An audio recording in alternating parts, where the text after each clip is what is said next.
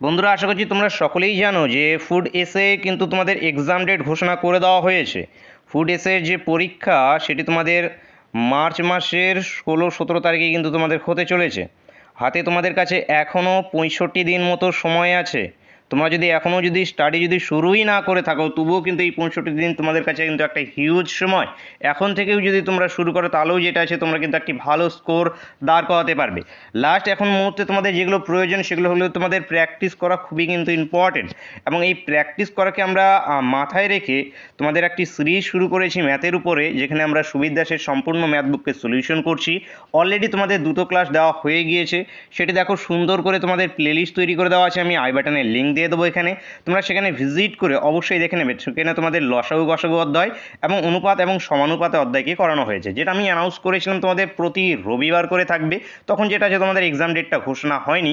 তারপরে যেহেতু এখন এক্সাম ডেট ঘোষণা হয়ে গিয়েছে, তোমাদের প্রচুর পরিমাণে কমেন্ট দেখছিলাম যে তোমরা বলছো যে এই সিরিজটা যেটা আছে পরীক্ষার আগে যাতে কমপ্লিট করানো হয়। তাহলে সেটাকেই যেটা আছে মাথায় রেখে তোমাদের আমাদের যে ক্লাস চলছিল সকাল 8টা থেকে ম্যাথের প্র্যাকটিস সেট, অঙ্কের যে প্র্যাকটিস সেট ক্লাসটা চলছিল, সেই প্র্যাকটিস সেটের জায়গায় এখন প্রতিদিন সকাল 8টা থেকে তোমাদের সুবীর দাসের ম্যাথ বুক সলিউশনের যেটা আছে একটি করে ক্লাস থাকবে। সেখানে প্রতিটা ক্লাসে 30 থেকে 40টা করে কোশ্চেন থাকবে। তো রেগুলার অবশ্যই তোমরা যেটা আছে ক্লাসটাকে অবশ্যই অ্যাটেন্ড করবে, বন্ধুদের সঙ্গে অবশ্যই শেয়ার করে জানিয়ে দেবে। তোমাদের একদম বেসিক থেকে করানো হবে। তোমরা যদি একদম কিছুই না জানা থাকে অঙ্কের বিষয়ে, তবুও যেটা আছে তোমাদের যেটা আছে সম্পূর্ণ ডিটেলস জানা হয়ে যায়। একদম বেসিক থেকে আমরা সলিউশন কিন্তু শুরু করছি। তো অবশ্যই বন্ধুদের সঙ্গে শেয়ার করে জানিয়ে দেবে।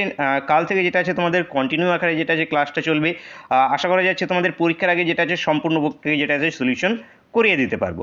তো তোমাদের সিলেবাসের মধ্যে কি কি আছে? সিলেবাসের মধ্যে জেনারেল স্টাডিজ এবং অ্যারিথমেটিক, মিডলে কিছু আমি যেটা আছে জিকের অলরেডি অনেকগুলো ক্লাস দেওয়া আছে, অধ্যায় ভিত্তিকও ক্লাস দেওয়া আছে। তোমরা যদি একটু প্লেলিস্টগুলোকে যদি একটু সার্চ করো তাহলেই তোমরা পেয়ে যাবে। দেখবে যে ইতিহাসের উপরে অধ্যায় ভিত্তিক ক্লাস দেওয়া আছে, ভূগোলের উপরে জিওগ্রাফির উপরে অধ্যায় ভিত্তিক ক্লাস দেওয়া আছে, পলিটির উপরেও অধ্যায় ভিত্তিক ক্লাস দেওয়া আছে। সেই ক্লাসগুলোকে অবশ্যই একবার করে অবশ্যই অ্যাটেন্ড করে নেবে এবং কোশ্চেনগুলো যেগুলো আছে সেগুলোকে খাতার মধ্যে নোট ডাউন করে রাখার চেষ্টা করবে। ফলে তোমাদের কাছে প্র্যাকটিসের জন্য সুবিধা হবে। অথবা তোমাদের কাছে যে কোনো টেক্সট বুক থাকুক, আমরা জিকের ক্ষেত্রে বলবো শুধু এমসিকিউ আকারে জিকের ক্ষেত্রে কিন্তু পড়লে হবে না। জিকেটাকে যেটা আছে তোমরা যদি ডিসক্রিপটিভ আকারে যদি পড়ো তাহলে কিন্তু তোমাদের সব থেকে বেশি সুবিধাজনক। কারণ তুমি এমসিকিউ আকারে পড়ো তো সারাদিনে তুমি যদি 100টা কোশ্চেন মুখস্থ করো তবুও কিন্তু কম হয়ে যায়, কারণ জিকে একটা অনেক বড় একটা সমুদ্র। সেই জায়গাতে অঙ্কের কাছে কিন্তু অনেকটাই কিন্তু তোমার কাছে ইজি নাম্বারটাকে তোলা। কিন্তু এখানে তোমাদের যে কনসেপ্ট সেই কনসেপ্ট সেমই থাকবে, সেখানে তোমাদের ট্রিক যা আছে সেই ট্রিকই সেম থাকবে, শুধু একটু ল্যাঙ্গুয়েজকে একটু ঘুরিয়ে পিছিয়ে একটু হয়তো তোমাদের দিতে পারে। সেই জন্য অঙ্কটাকে কিন্তু রেগুলার তোমরা অবশ্যই প্র্যাকটিস করতে হবে। এবং অঙ্ক যদি প্র্যাকটিস না করা থাকে এক্সাম হলে কিন্তু টাইম ম্যানেজমেন্ট করা যায় না। সেই জন্য এক্সাম হলে টাইম ম্যানেজমেন্ট করতে হলে অঙ্ককে কিন্তু প্র্যাকটিস করতে লাগবে। তো আমি জিকের ক্ষেত্রে বলবো যে ক্লাসগুলো দেওয়া আছে প্র্যাকটিস আকারে, সেই ক্লাসগুলোকে এমসিকিউ আকারে প্র্যাকটিস আকারে ক্লাসগুলো আছে সেগুলোকে তোমরা দেখতে পারো। যদি তোমরা জিকে যদি স্টাডি হিসেবে পড়তে যাও তাহলে বলবো যে সবসময় জিকের ক্ষেত্রে জিকেকে ডিসক্রিপটিভ আকারে পড়বে, এতে তোমাদের বেশি সুবিধা হবে। এছাড়া এখানে তোমাদের এক্সাম হলে টাইম কত? 1.5 ঘন্টা তোমাদের এক্সাম হলে টাইম। তো 1.5 ঘন্টার মধ্যে যেটা আছে তোমাদের এই 100 নম্বরকে যেটা আছে এখানে কভার করতে হবে। তো এখানে জিকের ক্ষেত্রে সেটা অতটা অসুবিধা হয় না, যেটা পারবে তুমি সেটাকে ডাইরেক্ট গোল করে দিলে হয়ে গেল। কিন্তু অঙ্কটাকে তো তোমাদেরকে সলিউশন করতে হয়। সেই জন্য অঙ্কের সলিউশনের জন্য যেটা আছে তোমাদের প্র্যাকটিস প্রয়োজন। প্র্যাকটিস করলেই তবেই যেটা আছে তোমরা কম সময়ে নামাতে পারবে। অনেক কোশ্চিনে মনে হয় যে লেন্দি, কিন্তু লেন্দি না, সেই কোশ্চেনটা যদি তোমার প্র্যাকটিস ঠিকঠাক থাকে তাহলে যেটা আছে 2-3টে লাইন এমনিতেই তুমি স্টেপ জাম্প করে পরের লাইনে তোমরা চলে আসতে পারবে। সেই জন্য প্র্যাকটিসটা কিন্তু অনবরত রেগুলার তোমাদের প্রয়োজন।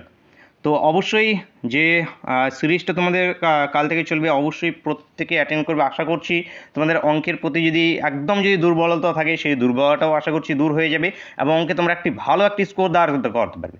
এবং তোমরা দেখবে যে যে সমস্ত কোশ্চেন করানো হবে আশা করা যাচ্ছে সমস্ত কোশ্চেনই তোমরা সেখান থেকেই কমন পাবে। শুধু তোমরা হতে পারে যেটা আছে নাম্বারগুলোকে একটু চেঞ্জেস হতে পারে, কিছু কোশ্চেন হয়তো যেটা আছে একটু ল্যাঙ্গুয়েজ চেঞ্জেস হতে পারে, আদার্স কোনো কিছু কিন্তু বন্ধুরা আমাদের চেঞ্জ থাকবে না।